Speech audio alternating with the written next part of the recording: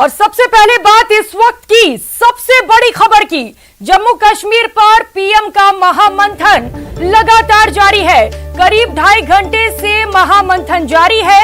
8 दलों के 14 नेताओं के साथ ये मंथन किया जा रहा है। तो बता दें कि फारूक अब्दुल्ला समेत 14 नेता मंथन में शामिल हैं। जम्मू कश्मीर के फ्यूचर प्लान पर चर्चा हो रही है और अनुच्छेद 370 हटने के बाद ये सबसे बड़ी पहल है।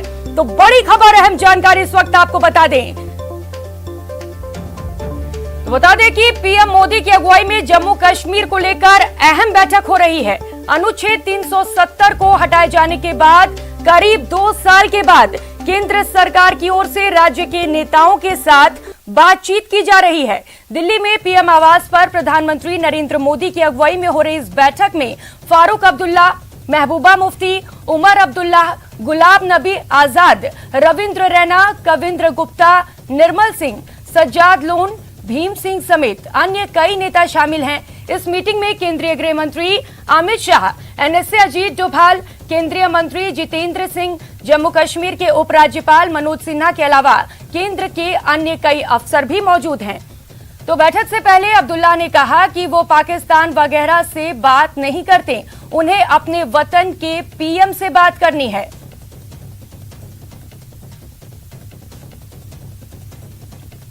चलिए और भी ज्यादा जानकारी लेंगे। हमारे साथ हमारे संवाददाता अनूप जुड़े हुए हैं। अनूप, बैठक पिछले 2.5 घंटे से जारी है, क्या कुछ अपडेट है बैठक को लेकर?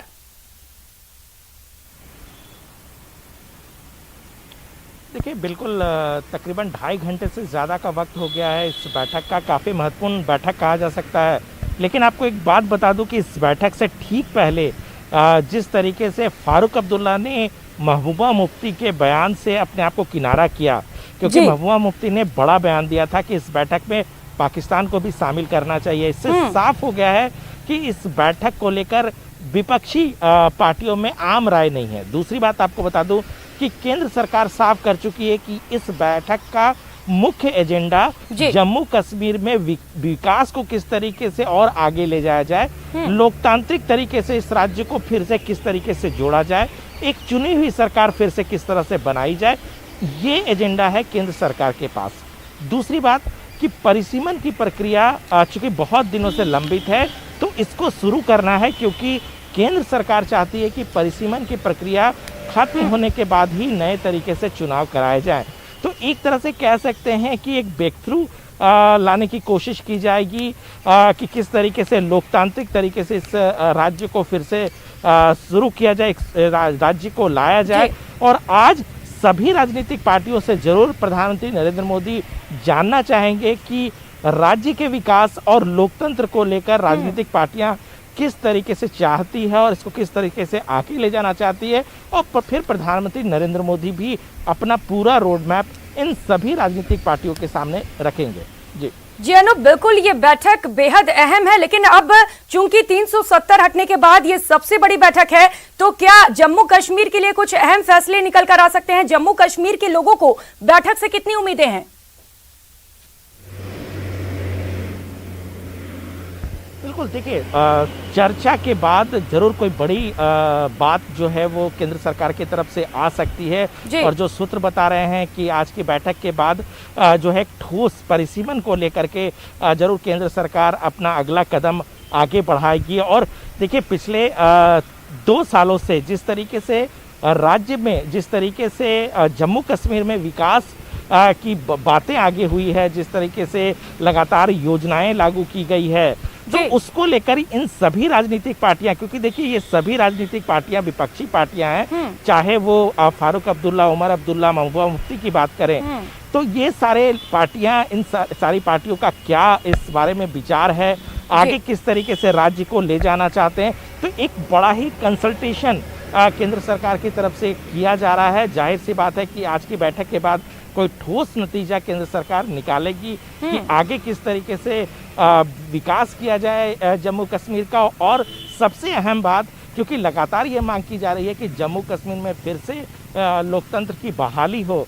तो ऐसे में लोकतंत्र की बहाली किस तरीके से हो सकती है, तो जाहिर सी बात है आज की बैठक के बाद ये सारी चीजें साफ जी बिल्कुल अनूप, लोकतंत्र की बहाली को लेकर, जम्मू कश्मीर को लेकर फ्यूचर प्लान भी तैयार किया जा सकता है। अनूप, 370 पर दोनों पक्षों के बीच कैसा डायलॉग रहा?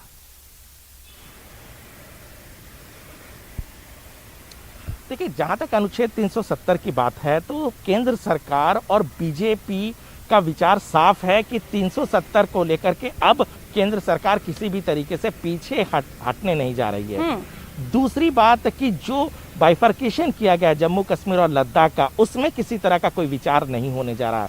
हाँ, इतना जरूर है कि केंद्र सरकार ये चाहती है कि जम्मू कश्मीर में जमहूरियत लागू हो, जम्मू कश्मीर में लोकतंत्र फिर से लागू किया जाए, वहां पे चुनी हुई सरकार बनाई जाए और विकास की जो राह पकड़ी है जम्मू कश्मीर, उसको और आगे बढ़ाया जाए।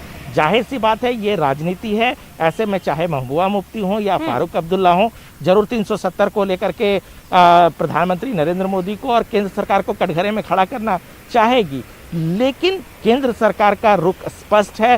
जी बिल्कुल अनूप, लगातार आपसे अपडेट लेते रहेंगे। बहुत शुक्रिया तमाम जानकारियों के लिए। और चलिए इसी के साथ बुलेटिन में एक और बड़ी खबर का रुख कर लेते हैं। राजसमंद में एसीबी की बड़ी कार्रवाई देखने को मिली है। तो एसीबी की ट्रैप में घुसखोर हेड कांस्टेबल आ चुका है। 5000 की घूस लेते औकार सिंह को ट्रैप कर लिया गया है। रेत के ट्रैक्टर नहीं पकड़ने के लिए घूस ली जा रही थी। मंथली 5000 में सौदा तय कर लिया गया था। तो दिवेर थाने की कुआंथल चौकी पर तैनात हेड कांस्टेबल औकार सिंह ने परिवादी हीरालाल गुर्जर ने भीलवाड़ा एसीबी में दर्ज कराई थी शिकायत। बड़ी खबर, अहम जानकारी, एसीबी की एक और ये बड़ी कार्रवाई है और ये अपडेट आपको दिखा रहे हैं।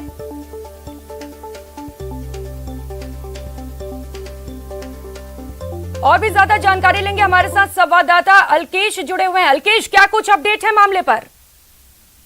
जी, मैं आपको बता दूं कि राजसमंद जिले के दिवेर थाना में कुआंथल चौकी आती है। कुआंथल चौकी में एक परिवादी था हीरालाल गुर्जर, जो अपने मकान का, अपनी दीवार का काम करवा रहा था। उसके बजरी लाने के लिए जो आरोपी था, जिसको एसीबी ने ट्रेप किया है, ओंकार सिंह, वो हेड कांस्टेबल था, उसने उसको टोका और पहले रोका। पहले 2000 रुपए लिए थे बजरी परिवहन करने के लिए।